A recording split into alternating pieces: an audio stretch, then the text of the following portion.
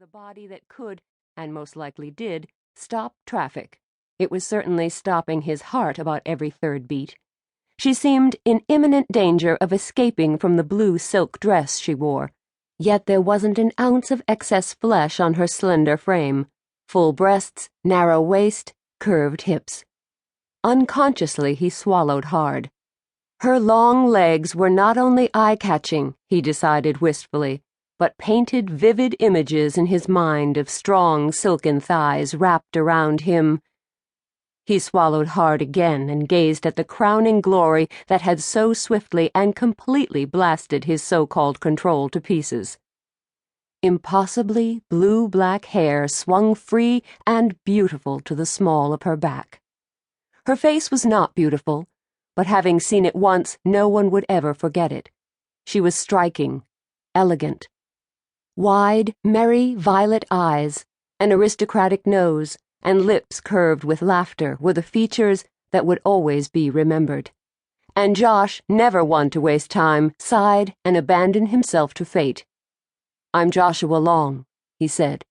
"Marry me." "Oh, you hit your head when you fell, didn't you? Here, let me help you up." He accepted the offered hand and climbed to his feet, never taking his eyes from her elegant face. "What's your name?" he asked, holding on to her slender hand and amazingly conscious of the contact. "Raven," she answered, her voice soothing. "Horrible, isn't it? Were you leaving? I'll get you a cab. You shouldn't drive in your condition." Raven. He was delighted. Her eyes were incredible. He hadn't seen eyes like that since... He'd never seen eyes like that. "Marry me, Raven." "Oh, damn, I know I'm going to get sued." She moaned, allowing him to continue to hold her hand as she led him gently toward the elevator. "Maybe I should take you to the emergency room." "I didn't hit my head," he murmured as they stood in the elevator. Then, suddenly panicked, he lifted the hand he was holding, her left, and stared at it. Panic faded, along with the dizzying rush of peculiar savagery he'd abruptly felt. "You aren't married? Engaged?" "What's taking this damn thing so long?"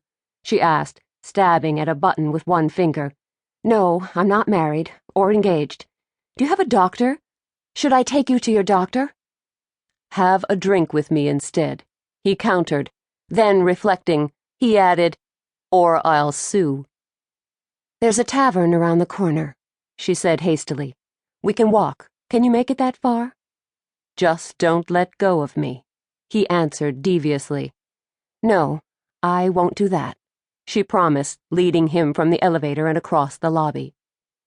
It was a good thing she didn't let go of him, Josh thought as they made their way along the lighted sidewalk.